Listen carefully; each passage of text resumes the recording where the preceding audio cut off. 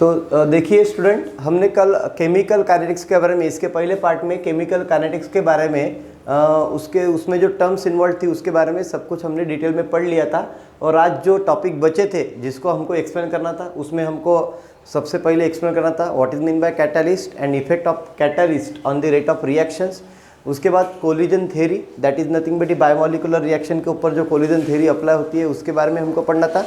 और एक last topic रहेगा था आपका Arrhenius equation. Is it clear? तो अभी हमको बिल्कुल स्टेप बाय स्टेप देखना है। सबसे पहले what is mean by catalyst. मैंने कल के पार्ट में आपको बताया था कि कैटालिस्ट क्या होता है। एक ऐसी केमिकल स्पीसीज होती है जो बहुत ही कम मात्रा में किसी भी केमिकल रिएक्शन में अगर उपस्थित रहती है तो वो क्या कर देती है, उसकी उपस्थिति के कारण उस रिएक्शन के रेट को अफेक्ट करती है।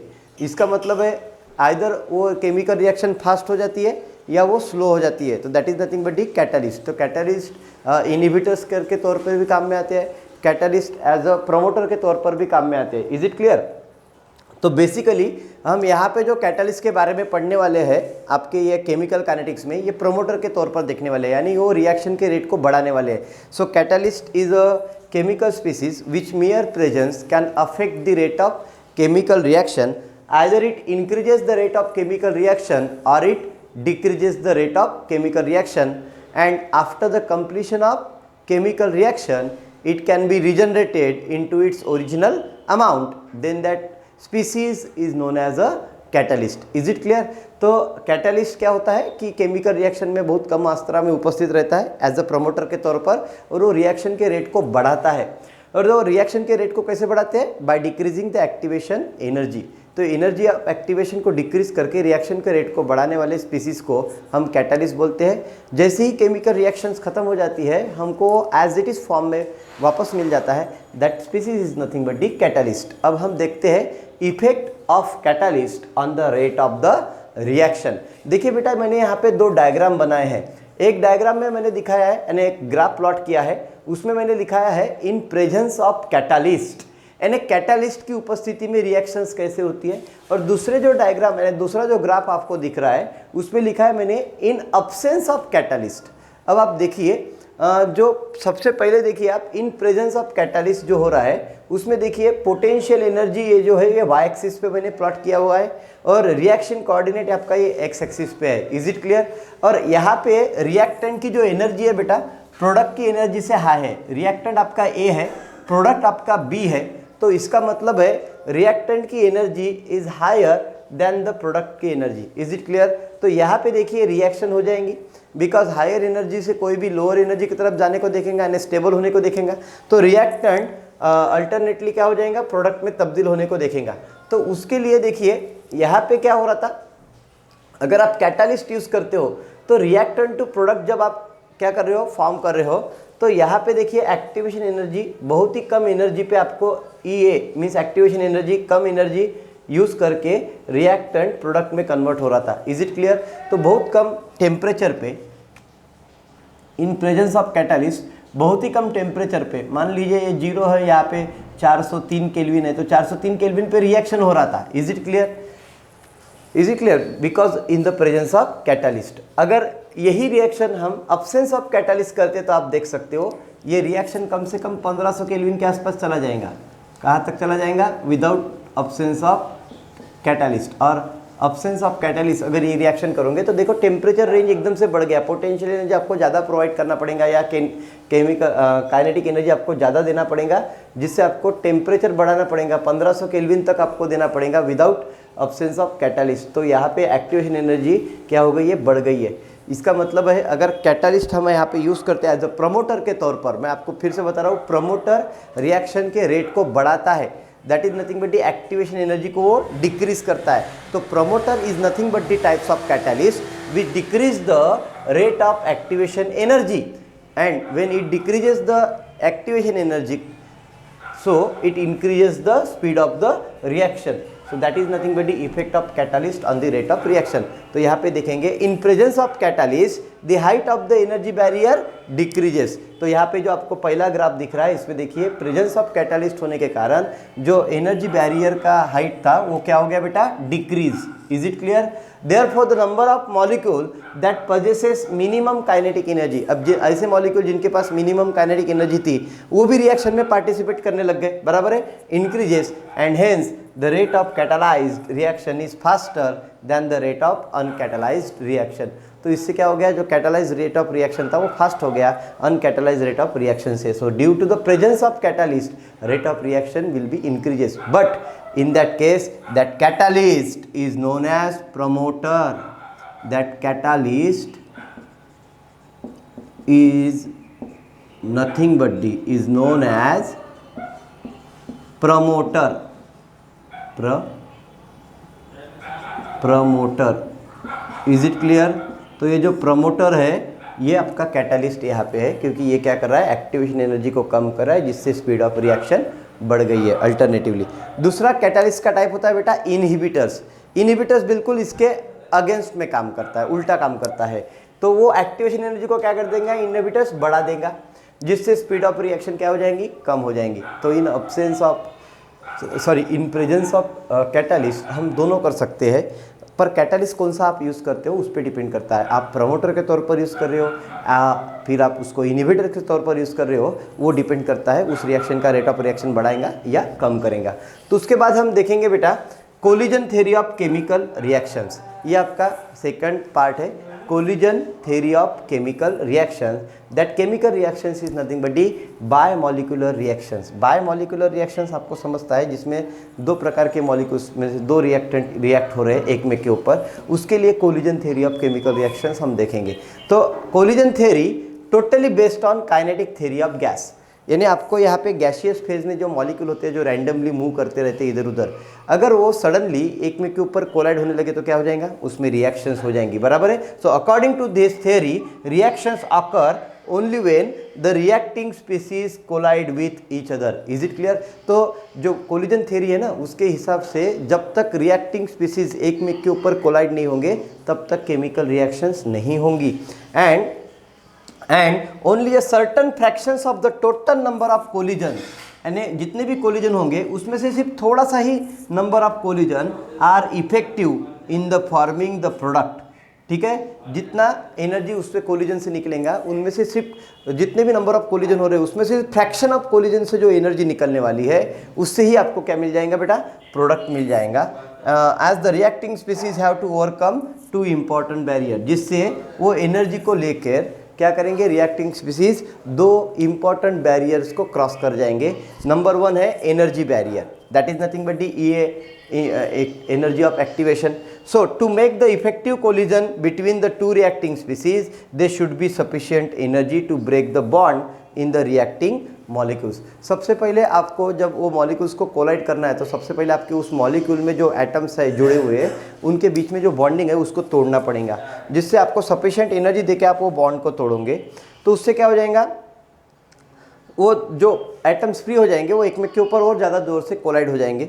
The minimum amount of energy which colliding the molecule must possess is called as threshold energy.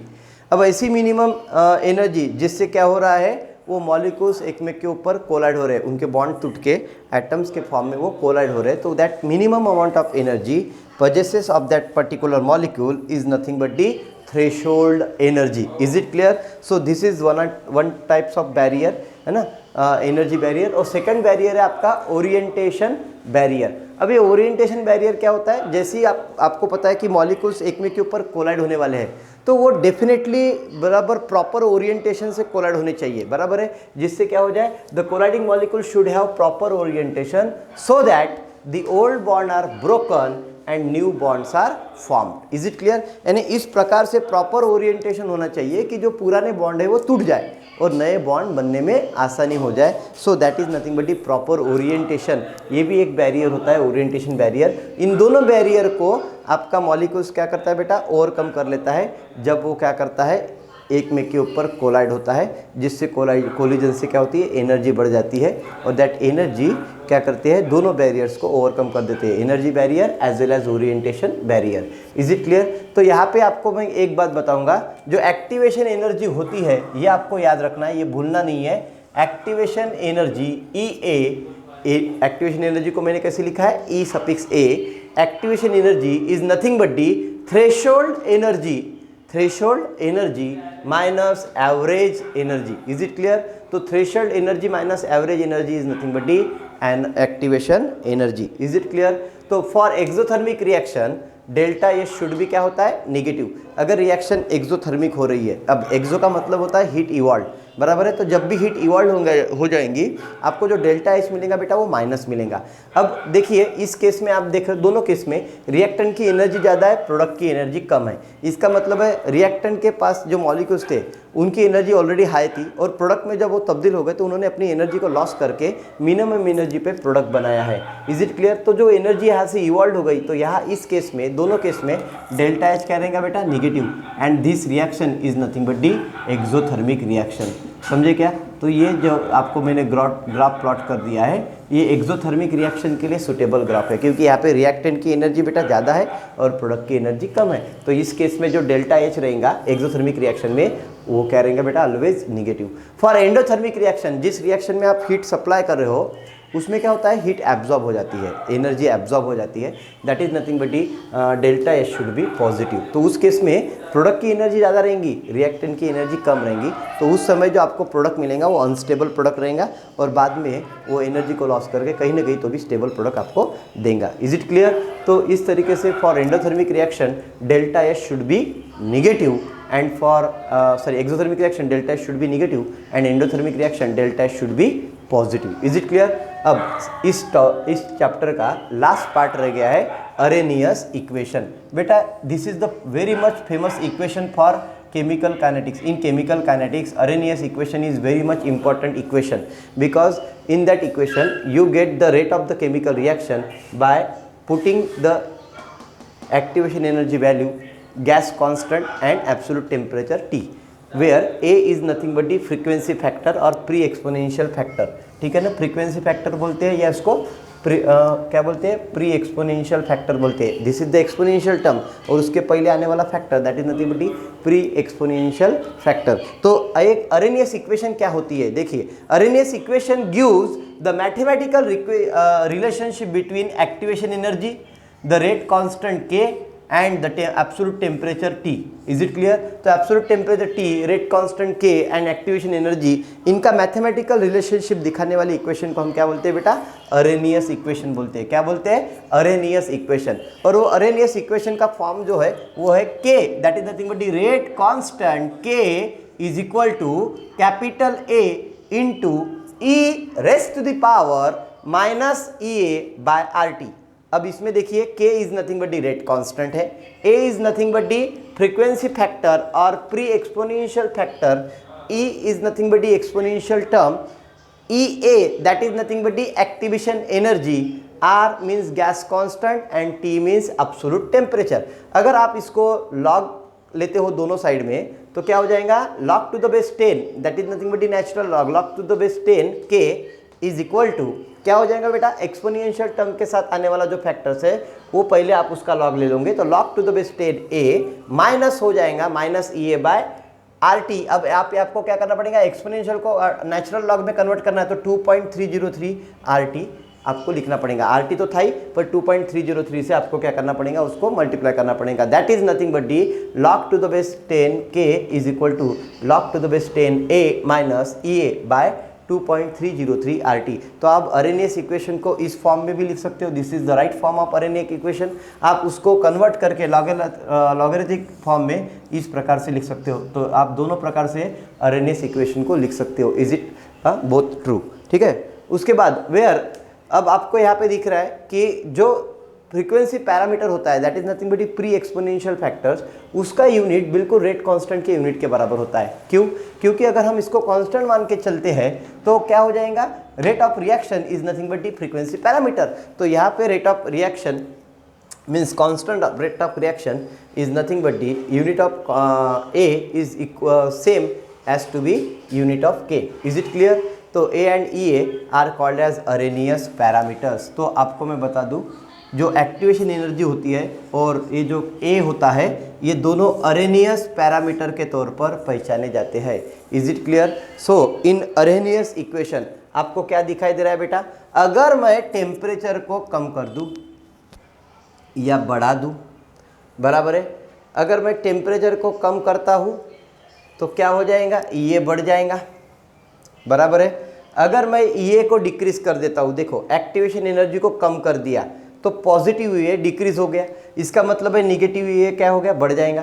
तो अगर मैं एक्टिवेशन एनर्जी को कम कर रहा हूं तो क्या हो जाएगा? ऑब्वियसली न्यूमरेटर कम हो जाएगा, डिनोमिनेटर बढ़ जाएगा. So this factor A by R T will be decrease. Is it clear? तो ये डिक्रीज हो जाएगा, इसका मतलब है अगर ये निगेटिव हो जाएगा तो डिक्रीज का उल्टा क्या होता है? Increases. So minus E A by R T should be increases. तो ये टर्म अगर इंक्रीज हो गई बेटा तो अल्टरनेटली एक्सपोनेंशियल का पावर बढ़ गया. एक्सपोनेंशियल का पावर बढ़ गया, इसका मतलब है क्या हो जाएगा? This exponential term also increases. Is it clear?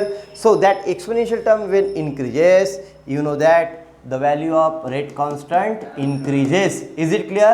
तो रेट कांस्टेंट की वैल्यू अगर इंक्रीज हो गया इसका मतलब है रिएक्शन का रेट अल्टीमेटली बढ़ गया है. सो एक्टिवेशन एनर्जी का डिक्रीज होना, एक्टिवेशन एनर्जी का डिक्रीज होना रेट ऑफ रिएक्शन को बढ़ाता है. Is it clear? Because this is nothing but the Arrhenius equation, and that Arrhenius equation tells you that when activation energy decreases the rate of reaction will be increases because of this reaction. Is it clear? So activation energy decrease हो गई तो पूरा ये parameter decrease हो जाएगा, उसका उल्टा minus में है इसलिए ये बढ़ जाएगा. अगर एक्सपोनेंशियल टर्म का पावर बढ़ जाता है तो वो पूरी टर्म बढ़ जाती है, अगर वो टर्म बढ़ जाती है इसका मतलब है रेट ऑफ रिएक्शन बढ़ जाता है. Is it clear? तो this is nothing but the summary of Arrhenius equation. So this point is very much important for you. This is the very much important point for you. Is it clear? उसके बाद हम देखेंगे कि हमारे पास अगर activation energy को calculate करना है तो किस तरीके से करेंगे. तो कैलकुलेशन ऑफ एक्टिवेशन एनर्जी कैसे करेंगे? तो log to the base 10 K2 by K1 rate constant, बराबर है K2 upon K1 is equal to E activation divided by 2.303 R into T2 minus T1 upon T1 into T2. This is the formula for calculation of activation energy. Is it clear? तो ये formula आपको याद रखना है, इसके ऊपर numerical पूछ सकते हैं आपको कॉम्पिटिटिव में, बराबर है. तो log to the base 10 K2 upon K1 is equal to E activation divided by 2.303 R into T2 minus T1 upon T1 into T2. Is it clear? और जो दूसरा फार्मूला है when the graph is plotted, अगर आप graph plot करके निकालना चाहते हो एक्टिवेशन एनर्जी को तो when the graph is plotted log to the base 10 K versus 1/T, अगर आप ये दोनों का ग्राफ प्लॉट करते हो तो आपको जो एक्टिवेशन एनर्जी मिलेंगी वो निगेटिव स्लोप इंटू 2.303 R रहेगा. Is it clear? तो जो भी स्लोप रहेगा वो माइनस में रहेगा, आपको मल्टीप्लाई करना पड़ेगा 2.303 R से. Is it clear? तो आपको एक्टिवेशन एनर्जी का वैल्यू मिल जाएगा. तो इनडायरेक्टली आप एक्टिवेशन एनर्जी को दो तरीके से काट सकते हो, निकाल सकते हो. एक है आपका बाय यूजिंग फार्मूला और दूसरा है bye plotting the graph. Is it clear? तो यहाँ पे बेटा आपका केमिकल काइनेटिक्स नाम का जो चैप्टर होता है वो पूरा क्या होता है? पूरी तरीके से कंप्लीट होता है. तो आपको जो आज का पढ़ाया गया पार्ट है उसके ऊपर अच्छे से फोकस करना है और आपको जो नहीं समझा है वो पूछना है. इज इट क्लियर बेटा? तुम्हाला